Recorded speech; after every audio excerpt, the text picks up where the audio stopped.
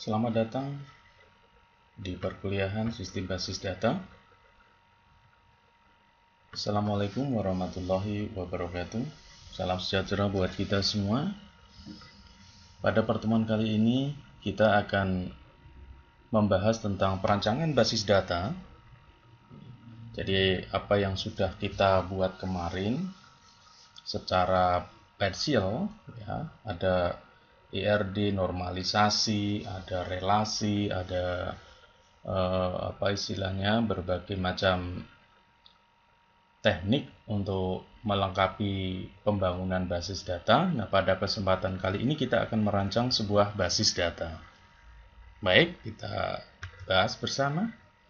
Tujuan dari perancangan basis data ini adalah untuk memenuhi kebutuhan akan informasi dari pengguna dan informasi. Jadi, pada saat kita punya kasus sebuah perusahaan, kita akan bertanya kepada mereka apa saja yang dibutuhkan, data-data apa saja yang akan disimpan, data transaksi apa ya yang akan dibutuhkan, itu kita kemas, ya, kita analisis, kita kumpulkan data-data tersebut. Setelah itu kita merancang database ini, nantinya kita berikan kepada programming, ya, programmer untuk dibuatkan programnya. Nah, yang kedua, menyediakan struktur informasi yang natural dan mudah dimengerti oleh pengguna. Jadi tadi, apa yang sudah kita bangun, ya, yang sudah kita rancang tadi, basis data, nantinya akan digunakan oleh pengguna kita, yaitu programmer. Ya. Jadi programmer setelah membaca perancangan basis data kita, mereka akan tahu bagaimana membangunnya, ya, dengan menggunakan apa. Apakah MySQL atau menggunakan Oracle atau menggunakan yang lain, ya, atau SQL Server dan sebagainya. Yang ketiga, mendukung kebutuhan pemrosesan dan beberapa objek kinerja dari suatu sistem database. Ya, jadi pada saat database ini sudah kita analisa, kita kumpulkan, kita rancang, nah, kita bisa menentukan kebutuhan alat-alat apa saja nanti, aplikasi apa saja yang pas, ya, untuk memanajemen basis data yang sudah kita rencanakan. Jadi pas, yang diinginkan itu tidak terjadi kendala. Oke, kita lanjutkan. Nah, prosesnya ini terbagi menjadi 6 fase, yaitu fase pengumpulan data dan analisis. Jadi data dikumpulkan dulu dari perusahaan, dia mintanya seperti apa, kemudian kita analisa kebutuhan datanya. Yang kedua, perancangan basis data secara konsep, ya, secara konseptual. Setelah kita mendapatkan beberapa data tadi, pengumpulan dan kita analisa, kemudian kita buatkan konsepnya, ya. Jadi bagaimana nanti relasinya, tabelnya apa saja, database-nya seperti apa, apakah cukup 1 atau 3 dan sebagainya. Kemudian yang fase yang ketiga adalah pemilihan database management system. Kita mau pakai teknik yang seperti apa ini, ya. Nanti sampai kepada arah aplikasi database-nya, ya, pada fase ketiga ini. Kemudian yang keempat adalah fase perancangan basis data secara logik, ya, secara logical. Ya, di sini nanti muncul adanya kita bikin ERD misalnya seperti itu, kemudian ada logical data model, ya, kita buatkan data-data seperti itu sehingga kita bisa melihat seperti apa keterkaitannya antara data satu dengan data yang lain. Kemudian perancangan basis data secara fisik, ya. Secara fisik di sini sudah ke arah data itu nantinya seperti apa, bisa istilahnya data-data yang terkait dengan sistem, dengan kasus yang ada tadi yang sudah dikumpulkan, mungkin dengan contoh datanya, ya, bisa juga. Kemudian media penyimpanannya nanti di mana, ya, apakah ini media penyimpanannya itu pakai client server atau mungkin pakai data tunggal, terdistribusi dan sebagainya. Kemudian yang keenam, fase keenam ini adalah implementasi sistem basis data. Implementasi ini nanti akan saya berikan demo, ya. Kita akan menggunakan MySQL untuk mengimplementasikan database yang sudah kita rancang. Di sini nanti ada beberapa tambahan materi baru tentang physical data model dan conceptual data model. Saya kira sama dengan apa yang sudah dibahas pada materi-materi sebelumnya. Oke, kita coba buka satu persatu. Di sini penjabaran lebih lanjut ya tentang pengumpulan data dan analisis. Jadi dari perusahaan ini, data-data yang dibutuhkan untuk sebuah aplikasi software ini kita ambil ya, kita kumpulkan. Kemudian kita analisa kebutuhan data-datanya. Bisa dengan menggunakan daftar pertanyaan atau kuesioner, bisa juga dengan wawancara. Kemudian fase yang kedua ini adalah merancang skema konsep ya. Kemudian merancang transaksi. Jadi data itu pasti akan ditransaksikan. Nah, datanya apa, transaksinya seperti apa, ini nanti kita bikinkan secara konseptual dengan ERD misalnya, ya, atau dengan normalisasi, atau mungkin dengan yang lain. Kemudian fase selanjutnya, fase ketiga adalah faktor teknik, faktor ekonomi, dan faktor politik organisasi. Nah, dari pemilihan DBMS ini memang banyak faktor ya. Jaringannya belum terbentuk, oh berarti kita tidak bisa client server nih. Biayanya istilahnya cukup ya.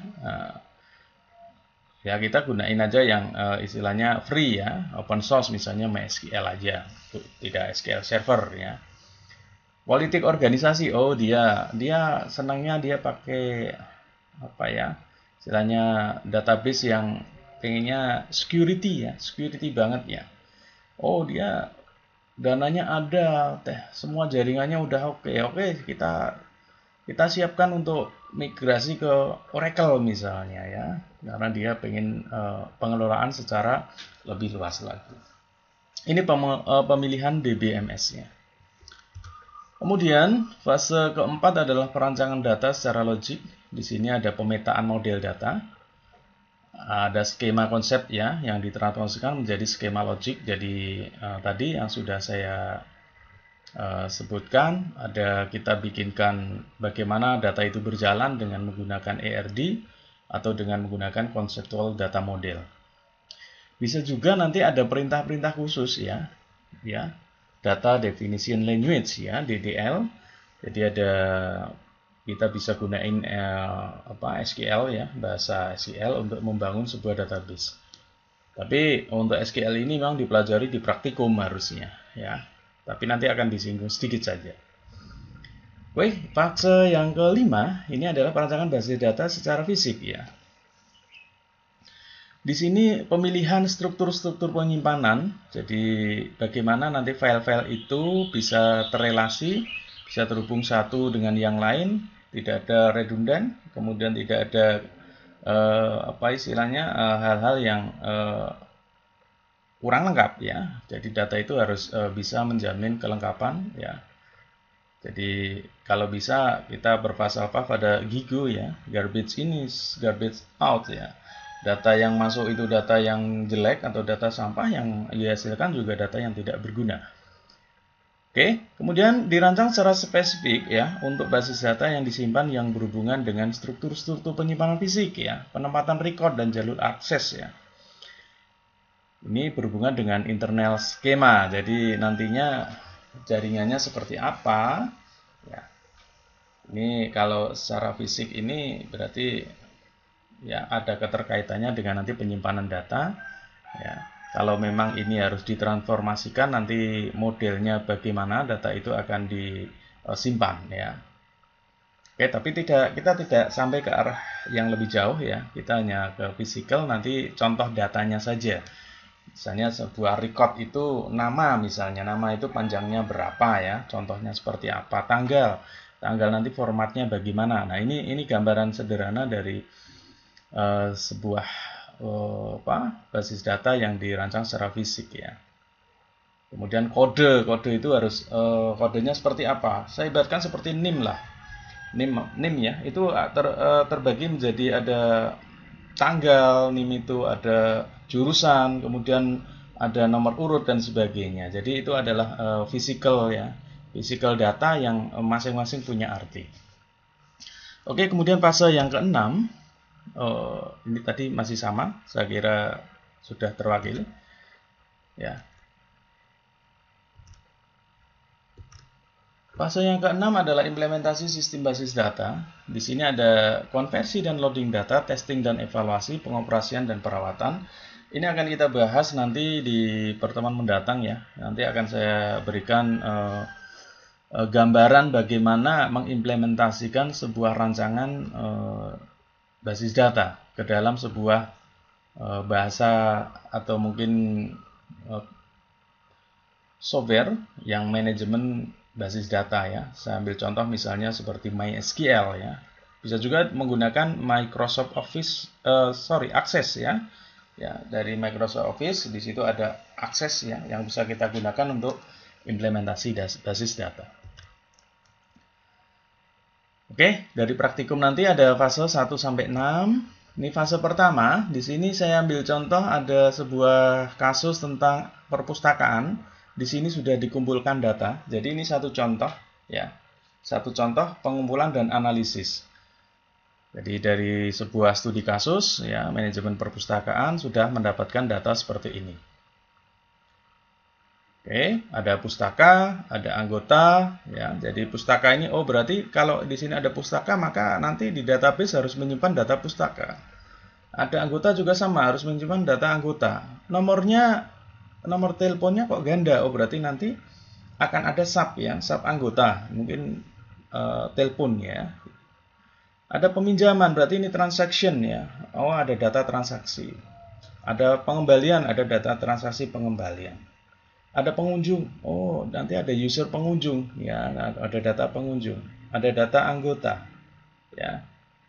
Kemudian ada pendaftaran pustaka anggota peminjaman. Dilakukan oleh petugas, ada data petugas nanti. Ya. Anggota dan pengunjung dapat melakukan pencarian pustaka. Ini kegiatan pencarian. Ini yang diambil ya dari dikumpulkan dari suatu manajemen perpustakaan ya. Ini contoh sederhana. Dari data ini kemudian ya di fase yang kedua itu merancang data secara konsep ya dari kasus yang sudah ada tadi. Yang dibutuhkan kira-kira data anggota, petugas, pustaka atau buku, peminjaman, pengembalian. Ini nanti data yang tersimpan. Ya, data yang tersimpan seperti ini. Apakah ada yang lain? Nah, nanti ada nge-sub sendiri ya. Data anggota ini kemudian akan di-sub ke data telepon misalnya. Ya. Kemudian peminjaman ini bisa nomor yang berbeda. Nah, jadi satu transaksi tetapi bukunya berbeda dan seterusnya. Nah, ini nanti arahnya lebih dalam lagi kalau fase yang selanjutnya. Fase yang ketiga ya, masih yang kedua, sorry ya. Jadi dari data yang sudah ada ini kemudian digambarkan ya. Ada tabel anggota, pustaka, peminjaman ya. Kemudian ada tabel anggota, nah ini peminjamannya ya. Pengembaliannya di mana? Ternyata transaksi pengembalian itu jadi satu dengan peminjaman, misalnya begitu. Oke, kemudian masih ya ini tabel transaksi ya, ini ya. Pinjam dan peminjaman. Oke. Ini konsepnya seperti ini ya. Jadi dari peminjaman itu kita tahu siapa yang pinjam, ini menuju ke tabel anggota. Kemudian anggota ini punya nomor telepon ganda, maka tabel anggota ini direlasikan di tabel telepon. Kemudian ini juga sama, transaksi pinjam ya. Bukunya apa? Di sini buku ya. Buku itu punya pengarang yang banyak ya, maka pengarangnya di sini bisa dibuatkan tabel tersendiri ya. Jadi tidak redundan nantinya. Ini konsepnya. Jadi dari ERD tadi sebenarnya sudah mencukupi, kemudian diturunkan lagi ke sini ya. Ini ada primary key ya, primary key ya, sama ya, primary key nanti yang dipakai untuk proses relasi. Fase yang ketiga, pemilihan DBMS ya, nanti kita pilih manajemen basis datanya menggunakan aplikasi salah satu dari yang ada, atau bisa menggunakan yang lain silakan. Kemudian ada fase yang keempat, ini. Jadi fase yang keempat ini nanti berisi perintah-perintah gitu ya, secara logik itu bagaimana. Ini langsung dipraktekkan bersama dengan fase 6 ya nanti ya. Pada pertemuan selanjutnya saja kita bahas. Kemudian fase yang kelima, perancangan basis data secara fisik ya. Kita sudah ke arah physical data model. Nah, ini sudah kelihatan di sini strukturnya. Nah, strukturnya sudah kelihatan ya. Jadi ukurannya berapa, ini tipenya apa, ini ya, yang date mana, yang integer mana, ini date-nya dan seterusnya. Ini physical data model. Nah, sumbernya dari sana tadi, logical data model ya, dari ERD tadi. Oke, kemudian praktik perancangan basis data, ini implementasi sistem basis data menggunakan MySQL. Kalau di praktikum kita menggunakan basis manajemen basis data Microsoft Office dengan Access ya, Microsoft Access. Ya, pertemuan mendatang ya, nanti akan kita coba dengan menggunakan MySQL. Kita bisa ambil dari server atau dari aplikasi SAM ya. SAM, di sana ada servernya Apache ya, Apache, kemudian bahasa pengelola database-nya MySQL. Oke, saya kira itu dulu. Ini sumbernya saya ambil dari beberapa sumber ya. Silakan nanti bisa dipelajari pada kesempatan ini yang kita bahas ya tentang bagaimana merancang basis data. Oke, selamat siang. Saya rasa cukup. Assalamualaikum warahmatullahi wabarakatuh.